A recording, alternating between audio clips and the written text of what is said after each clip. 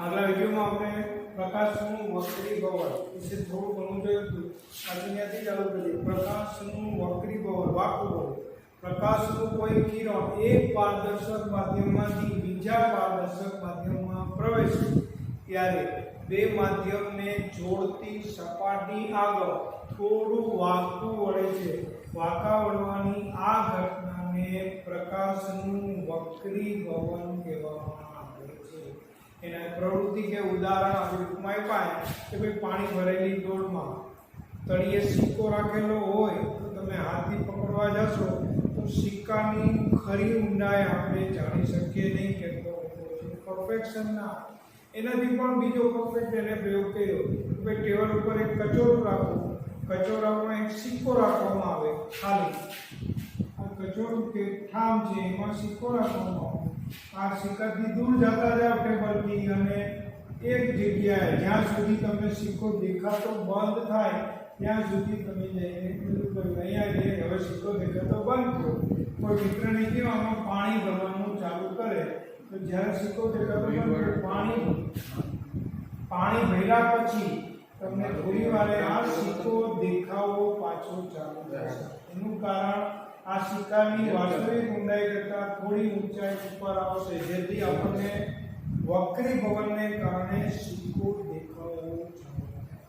આ જ ઘટના આગળ આપણે ભણશું કે ભાઈ સૂર્યોદય થાય એ પહેલા થોડા સમય સુધી આપણને સૂર્ય વહેલો દેખાય છે.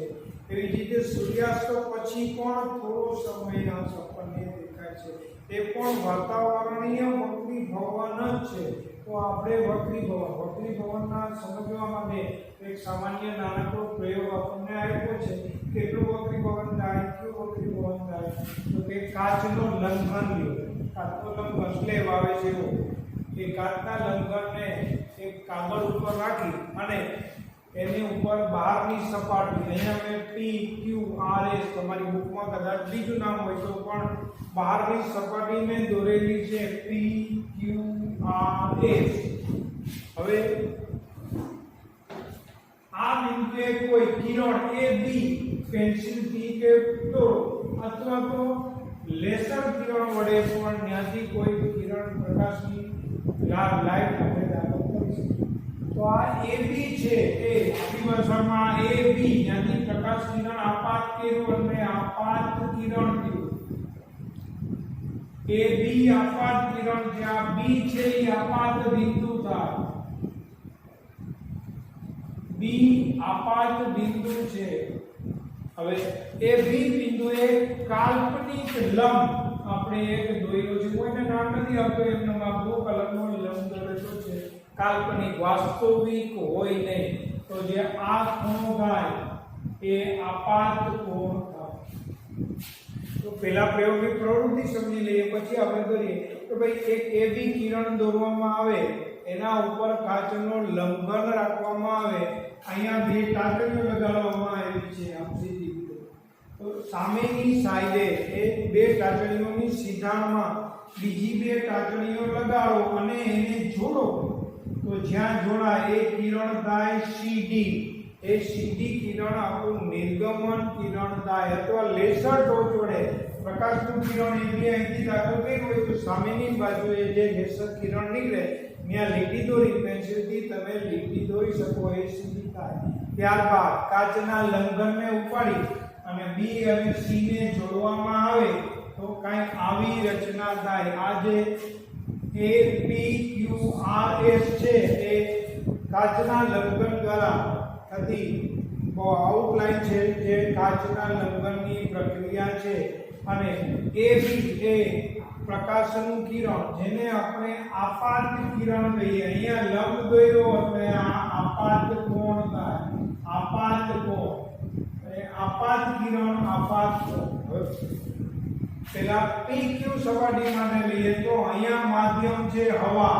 હવામાંથી કાચમાં પ્રકાશનું કિરણ જાય. ખાલી PQ સપાટી માટે વિચારીએ આપણે તો પ્રકાશનું કિરણ AB હવામાંથી દાખલ થઈ PQ સપાટીને જોડતી સપાટી આગળ BC સ્વરૂપે કાચમાં પ્રવેશે છે. તો અહીંયા હવામાંથી કાચમાં ઉપરનું હવાનું માધ્યમ છે પાતળું માધ્યમ કહેવાય, કાચ છે એ ઘટ માધ્યમ છે. તો પાતળા માધ્યમમાંથી ઘટ માધ્યમમાં વક્રીભવનની વ્યાખ્યા પ્રમાણે એક પારદર્શક માધ્યમમાંથી બીજા પારદર્શક માધ્યમમાં જાય તો વક્રીભવનના નિયમને મુજબ બે માધ્યમને જોડતી સપાટી આગળ થોડું વાંકું વળે છે.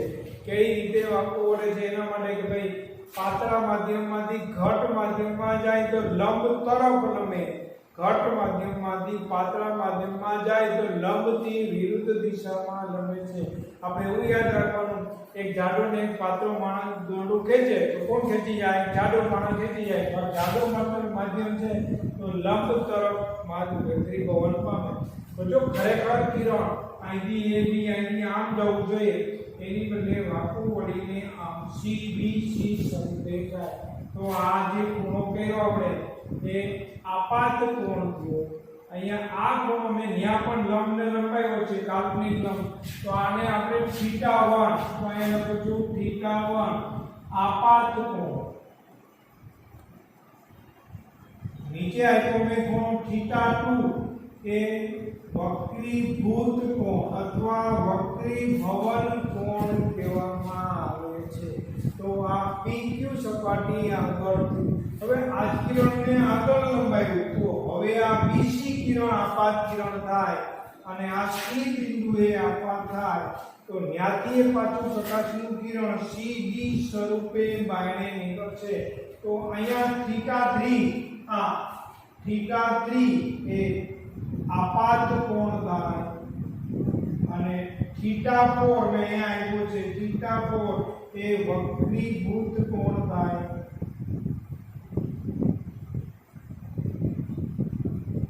પણ વક્રીભૂત કોણ ઉપર આપ્યો છે એટલે એને નિર્ગમન પણ કહી શકાય. નિર્ગમન કોણ કહેવામાં આવે. અહીંયા નિર્ગમન કોણ અથવા વિચલન કોણ કહી શકાય. તો અહીંયા θ3 એ એસાર સપાટી માટે આપાત કોણ થાય અને θ4 એ એસાર સપાટી માટે નિર્ગમન કોણ થાય. અહીંયા માધ્યમ બદલે છે. પહેલું માધ્યમ કાચ એ ઘટ માધ્યમ થયું, બીજું માધ્યમ હવા, અહીંયા પછી હવા છે તો એ પાતળું માધ્યમ થયું. તો આ વખતે ઘટ માધ્યમમાંથી પાતળા માધ્યમમાં પ્રકાશનું કિરણ પ્રવેશે એટલે અહીંયા જાડો માણસ છે, અહીંયા પાતળો માણસ છે એટલે દોરડું દૂર જાય. આપણે એવું કીધું તો ખૂણો ખરેખર એ જવું જોઈએ, પ્રકાશનું કિરણ આમ નીકળવું જોઈએ, એની બદલે એનાથી દૂર તરફ લંબથી દૂર તરફ જાય છે. તો અહીંયા જો હવે જો પ્રકાશનું કાચનો લંબન ના હોય તો પ્રકાશનું કિરણ સીધું A થી B, B થી E અને E થી F માર્ગે આગળ વધે. લંબન હટાવીને આપણે લીટી દોરી શકીએ. તો હવે જોઈ શકો છો આ બે ખૂણા સમાન થાય. શું કામ? એ યુગ્મ કોણ આપણે ભણી ગયા. બે સમાંતર રેખા અને એની છેદિકાથી બનતા યુગ્મ કોણ. આ બે ખૂણા સમાન થયા તો આ બે ખૂણા કોણ સમાન થાય આપણે આગળ ભણી ગયા. તો આ કોણ ને આ કોણ અથવા તો એવું લે આ બે ખૂણા સમાંતર છે, સમાન છે તો આ રેખા આને સમાંતર થાય એવું આપણે ભણ્યા. તો આ જે રેખા છે EF એ CD ને સમાંતર હોય અને જે વિચલન થાય છે, સ્થાનાંતર થાય, આ એને લેટરલ શિફ્ટ કે વિચલન લેટરલ શિફ્ટ કહેવામાં આવે છે અથવા પાર્શ્વીય સ્થાનાંતર કહેવામાં આવે છે. આથી પ્રકાશનું કિરણ એના મૂળમાંથી આટલું વિચલન પામીને અહીંયા પસાર થાય અને એને સમાંતર થાય. આ આખી વસ્તુ પ્રકાશનું વક્રીભવન છે. તો ભાઈ પ્રકાશના વક્રીભવનનો પ્રયોગ આકૃતિ દોરી સમજાવો. તો આવે તો આ રીતે આકૃતિ દોરી ટૂંકામાં આપી લખો.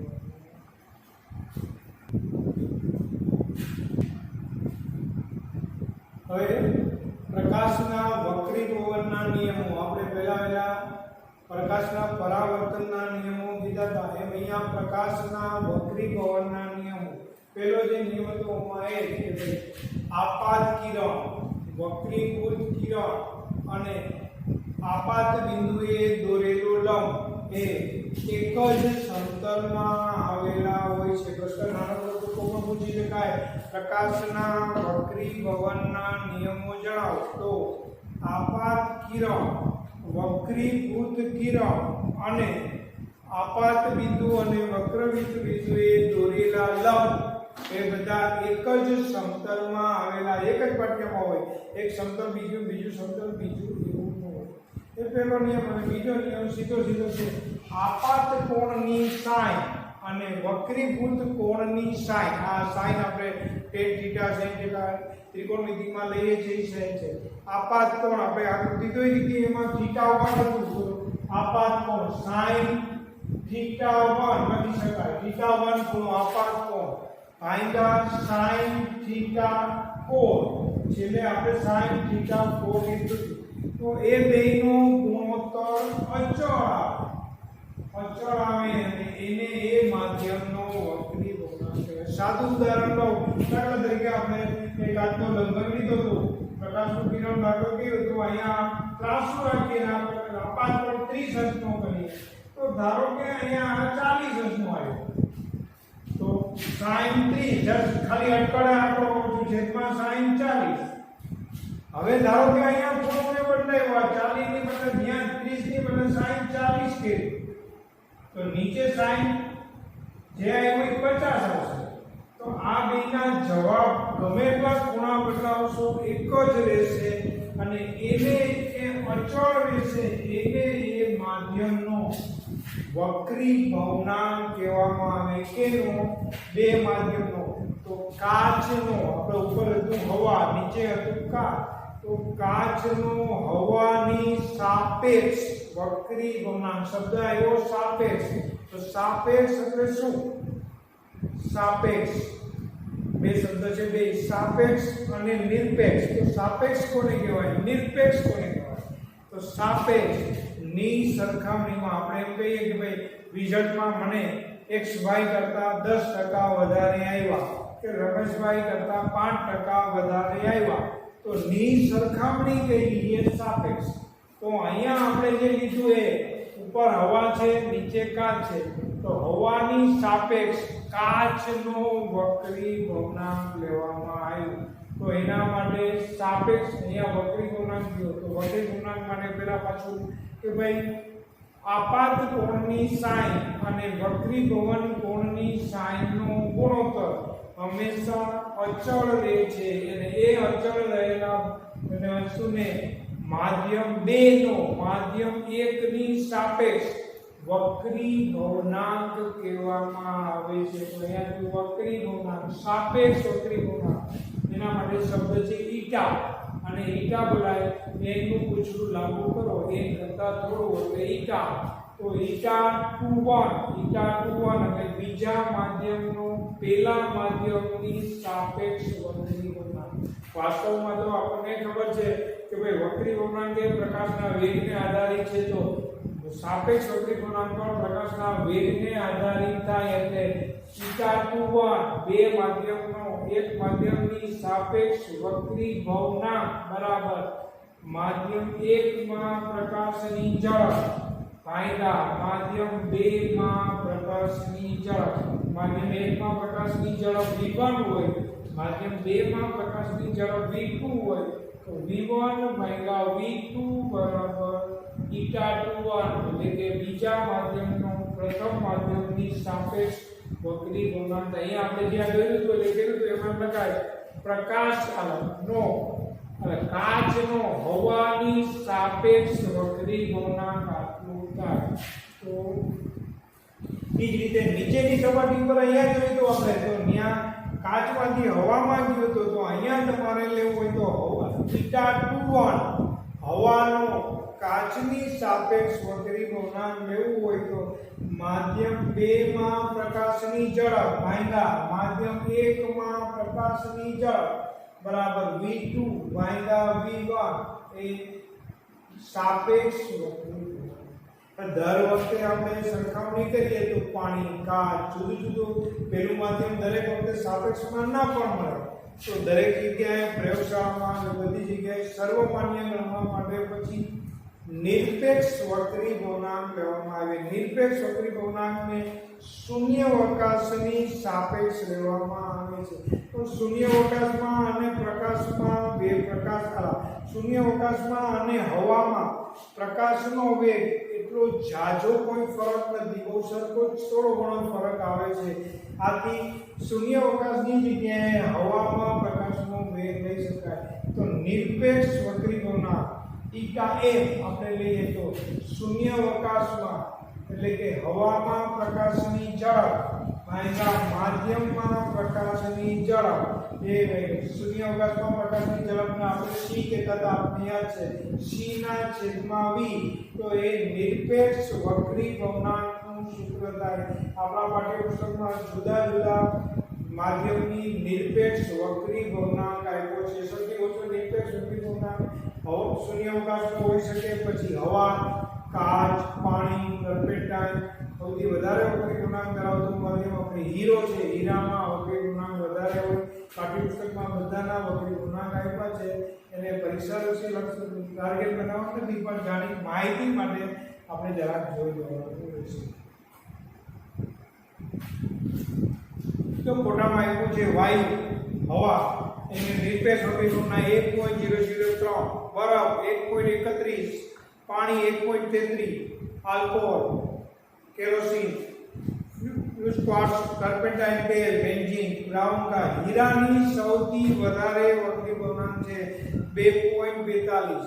હવે પાછળ સ્વાધ્યાયના પ્રશ્નો આપ્યા છે। પહેલો પ્રશ્ન છે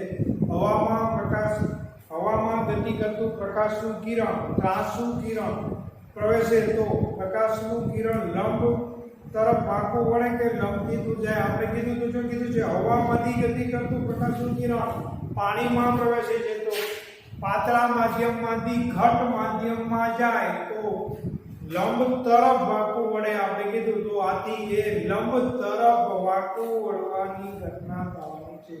બીજો પ્રશ્નમાં દાખલા જેવો છે તો જોઈએ દાખલો શું છે।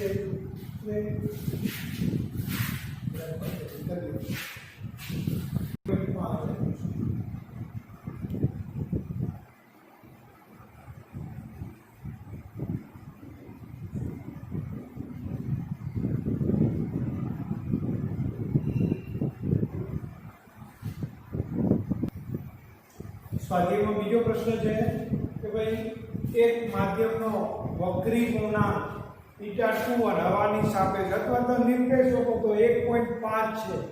પ્રકાશની શૂન્યાવકાશમાં ઝડપ 3 × 10⁸ છે।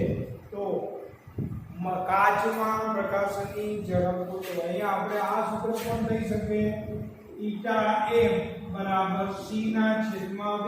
તો આને c આવ્યું છે તો v લેવાનું છે તો 1.5 બરાબર 3 × 10⁸ ભાગ્યા v એટલે કે કાચમાં પ્રકાશની ઝડપ। તો કાચમાં પ્રકાશની ઝડપ બરાબર 3 × 10⁸ છેદમાં 1.5 1.5 સીધો 3 આવી છે તો 1.5 × 2 બરાબર 3 એટલે 2 × 10⁸ મીટર પ્રતિ સેકન્ડ કાચમાં પ્રકાશની ઝડપ થાય। બાકીના પ્રશ્નો તો એના પછીના સેના છે। જો કોષ્ટક 3 માં સૌથી વધુ પ્રકાશીય ઘનતા ધરાવતું અને લઘુત્તમ સૌથી વધુ પ્રકાશીય ઘનતા ધરાવતો પદાર્થ હીરો થાય મેં તમને કીધું જેની ઘનતા 2.42 છે। સૌથી ઓછું વાયુ જેની ઘનતા 1.003 થાય। કેરોસીન, ટર્પેન્ટાઇન અને પાણી આપેલી છે તો શેમાં પ્રકાશની ઝડપ વધુ હશે તો જેની ઘનતા પ્રકાશીય વધારે હોય એની વધારે થાય તો કેરોસીનની સૌથી વધારે થાય, પાણીની ઓછી થાય। અને છેલ્લો પ્રશ્ન છે હીરાનો વક્રી ભવનાંક। તો હીરાનો શૂન્યાવકાશની સાપેક્ષ માધ્યમમાં પ્રકાશનો વેગ એ બેનો ગુણોત્તર 2.42